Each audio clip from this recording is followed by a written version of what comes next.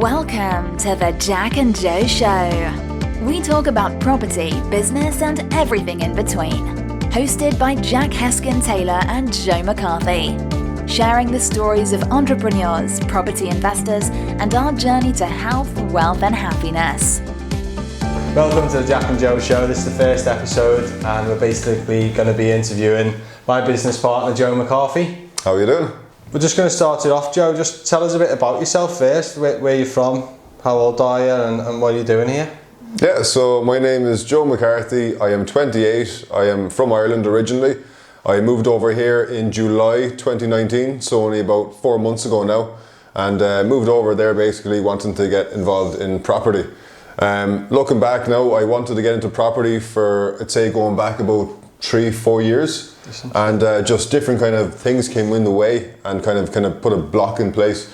And it was always on my mind. I always wanted that little bit more, and property seemed to be the vehicle that kind of provided that really. So yeah, it was something I always wanted to get into, and yeah, that's why I'm here. Sound okay. So what did you do before you came to Liverpool? Yeah, so I was working in a manufacturing facility in Galway. Galway is the west of Ireland. So I was working there for about 3 years. Now, I was in a great position where I could be putting on my headphones while I'm working, and I was just educating myself, day in, day out, listening to podcasts, reading books, looking on the Facebook groups, getting involved in the property communities. And that's kind of how I started. And when I started educating myself, it was during that period of time where I came up with a plan to exit my full-time job and jump straight into property. So I probably went about it the wrong way by going head first and giving myself no safety nets whatsoever. And but sometimes you kind of have to do that. You have to dive fully in. And it's worked out okay so far. I don't regret it for 1 second. But I wouldn't recommend it for everyone. It is nice to have that bit of a comfort zone, a bit of that comfort, bit of a cushion. Yeah, so far so good. Decent. Yeah. Okay, good. So I was going to ask, why did you want to get involved in property, but you've already sort of touched on that. So the main thing is, creating, I know the term financial freedom gets thrown about a lot. I don't really like it, but essentially that's what everybody wants, don't they? So, well, that's it, yeah. And property seems to be able to provide that. It's one of these vehicles where you can win on multiple fronts. You can win not just from capital appreciation, but you got your cash flow from rents. You have your mortgage pay down over time, and you can win on a few. There's 3 or 4 different ways that you can win on property, and it just seemed like one of those avenues where it's not like investing in stocks or anything like that, or trading cryptocurrency. I got involved in Bitcoin there back during a boom there in 2017. Kind of bought into a major bubble, and lost pretty hard on that. But it was a learning curve as well, and that was part of the catalyst as well to make the move into property. To go full time into it, big time. So you made some mistakes first before you delved deep into property. You tried some other stuff first, and didn't really work out, or wasn't really what you expected, and then discovered property and sort of realised that was the sort of go-to strategy for making money in your future plan. Yeah, definitely. I mean, it's just one of these things where long-term wealth and as a store of wealth, over time, it is the kind of ideal kind of vehicle to invest money in the long run. There's a reason why, if you look on the Forbes magazine, why a lot of these top guys, most of them have some sort of involvement in property. There's some sort of real estate or property investment there, because it is a great way to store wealth and to grow wealth over time. Yeah. No, it makes sense, doesn't it? Yeah.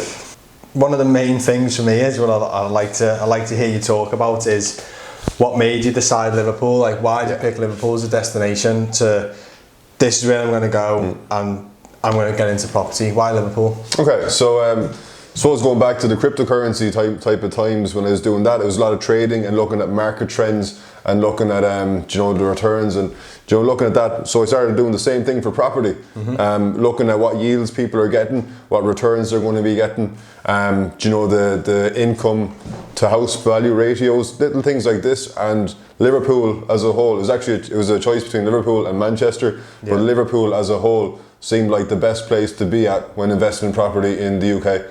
So that's why I decided to go for the Northwest and go for Liverpool. Okay. Took a bit of research, but I was going to say, so you did your research then? Yeah, I mean, initially I was going to go down south and all the rest, but the return on the cash flow, wasn't there. So up in the Northwest seemed to be where it's at. So that's why I chose Liverpool. Okay, that's good.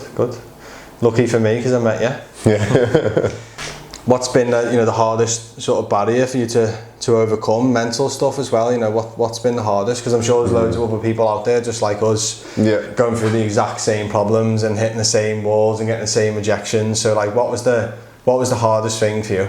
Okay, so when I moved over initially, I had set my expectations right here. So I wanted to get like 6 deals in my first like 2 months, something like crazy like that. And so I kind of overestimated myself. It's not an overnight thing. So it's been a bit slower, but the deals that we have right now, and we're taking on some more in the future as well. Like we're at a pretty comfortable position right now. Whereas initially it doesn't happen overnight. It took us a few weeks to a month just getting everything organised, getting our plans in place, getting ourselves compliant, getting ourselves legal and everything like that. And it does take time, even the banks as well, like getting that. We had some problems. Barclays. Don't talk about Barclays. We had some problems with that, but we got there in the end anyway. But anyone listening, the branch manager in Barclays definitely absolutely hates us. Like, oh my God, absolutely hates us. It's like, but anyways. So, what else? What's been challenging? What was the hardest thing? We've been quite successful so far, but what hasn't been?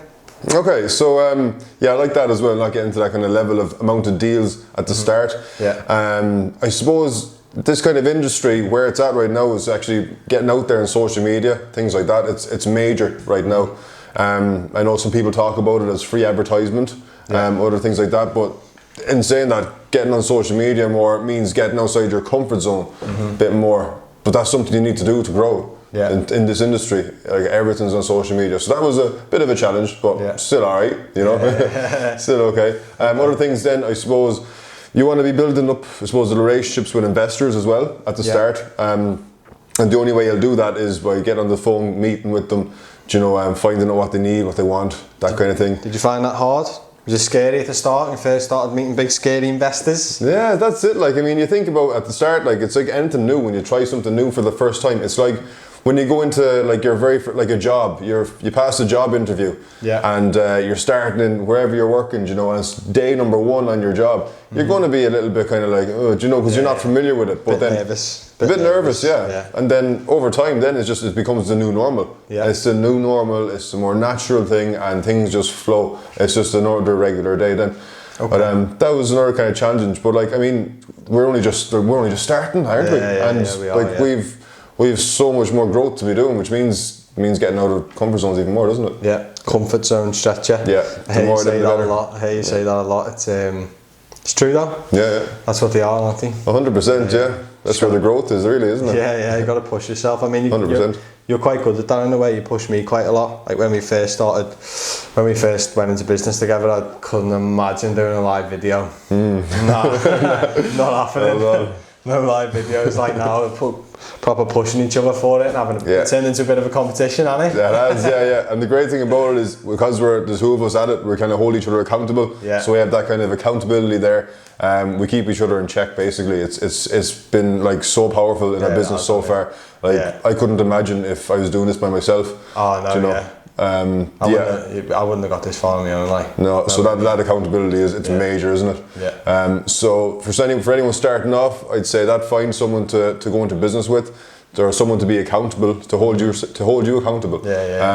That's been a major key factor of our journey so far. Yeah, so I'd highly recommend that for anyone starting off or looking to start. Okay, so that'll sort of lead on to sort of my next question. So just want to explain to anyone who's listening or watching. So what are you currently working on? Anyone that doesn't know you, might not know you're off social media or might not have met you networking in Liverpool. What are we working on at the moment? Yeah, so at the moment we're working on service accommodation and deal sourcing. So we have 2 service accommodation units and we're taking on management of a third. Went to view another one there 2 days ago, and that's another 2 potential apartments. We'll see how that goes. That's with an agent, that one, isn't it? That's through an agent, yeah. Surprise, shock, didn't think we'd ever do it. Yeah, and the deal sourcing side of things as well. So we work with investors and that kind of thing as well, looking to invest up here in the Northwest. Okay. Our kind of longer term goal is to start building up our own portfolio. So that'll all kind of come in time. But for now, we're kind of really working on the cash flow, the rent to service accommodation, and deal packaging. Okay, so obviously what we're going to be working on over, say, let's say 2020, what are we going to be working on there? What's in your head? What's in your mind? You know what's going to be coming. What's around the corner for us? Okay, so our longer term thing is we want to be getting into the bigger deals. We want to be getting into the bigger development deals. Yeah. Big commercial conversions, building from the ground up, getting like blocks of apartments, building from the ground up. So how are we going to get there? What are we going to do to get there? Basically, we'll be starting purchasing our own little small. We start off with like a normal buy, refurb, refinance deal. Could be a HMO. Then we could be looking at like a unit with a commercial aspect as well. Then get onto the bigger things, maybe like a pub conversion. Then maybe get onto the bigger things. But we want to work our way up there and document every step of the way, and that'll kind of push us forward. Okay, so what's going to happen with the serviced accommodation then? Why are we doing that now? What's that for? So because we're both full time at the moment, we need that kind of initial cash flow. So that's why we're focused on the cash flow side of things right now. Whereas these bigger deals that we want to get into, they are things that take a bit more time. The actual planning itself could take more than 6 months to a year.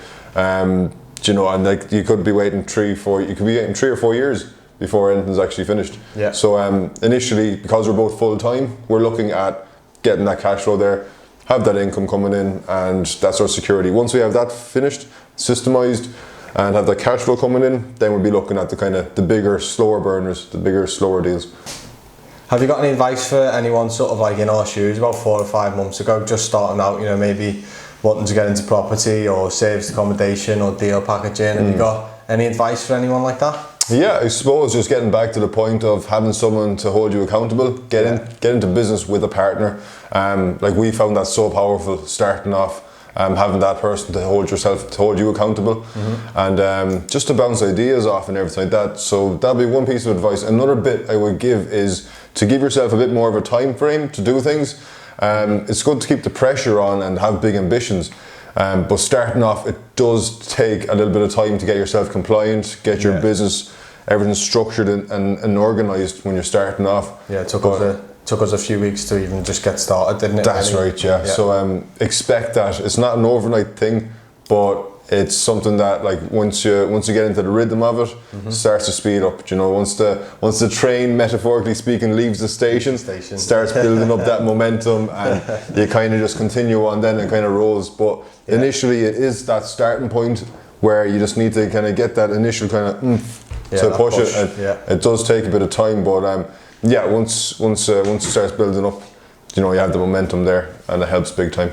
Okay, sound. So just for, if there's anyone interested in getting in touch with Joe, where can people get in touch with you? Yeah, just drop me a DM on Facebook. I'm on LinkedIn as well, and just reach out. I'm happy to contact with you and get back and have a chat. Happy to do that. It's no problem. Sound. All right, that's great, isn't it? So I hope you all like Joe. I hope so too.